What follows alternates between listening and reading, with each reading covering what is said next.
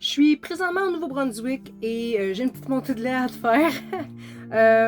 Je viens de payer hier le total avec les taxes à 19,69 $ pour un adulte pour Hopewell Rocks Admission. L'ordre du paiement me dit que c'est bon pour 2 jours. Fait que je pensais que c'était peut-être bon pour 2 jours dans le terme que c'est un parc provincial, donc peut-être le parc provincial de Nouveau-Brunswick, c'était bon pour 2 jours. Mais non, au fond, c'est si jamais tu as vraiment aimé ça, aller voir des roches, tu peux y retourner le lendemain gratuitement. C'est ça que c'est au fond. Tellement de monde à ce parc-là que c'était même pas agréable. Il y a une belle capacité de parking, super bon service, mais my God que tu payes, c'est un attrape-touriste. La nature est magnifique, mais avec les humains comme ça, autant bondés, ça enlevait son charme. Il y avait du monde partout, on se pilait ses pieds.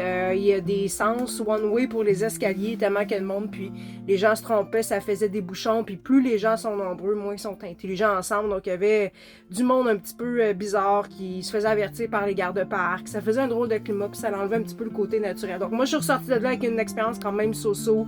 Côté social, il y avait beaucoup trop de monde. Donc je suis contente de l'avoir faite, mais je le ferai pas une deuxième fois.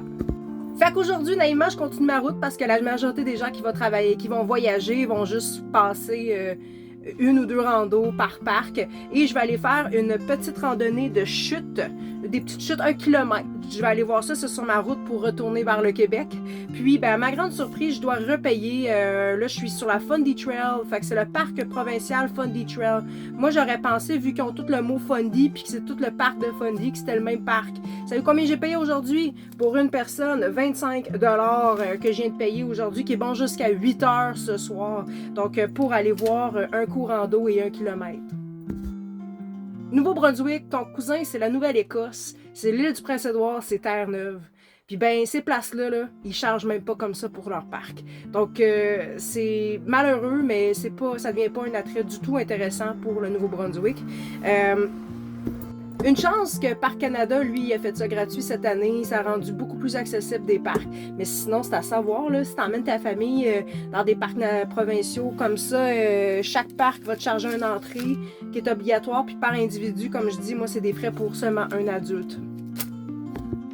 Là, ce qui est difficile, c'est que est-ce qu'on peut avoir une passe pour tous les parcs provinciaux du Nouveau-Brunswick? Peut-être que si c'est ça, ben ça vaut la peine. Si c'est pas le cas, ben là, ça devient extrêmement dispendieux d'aller faire à toutes les heures de route, mettre entre 20 et 25 $ pour aller visiter une chute d'eau.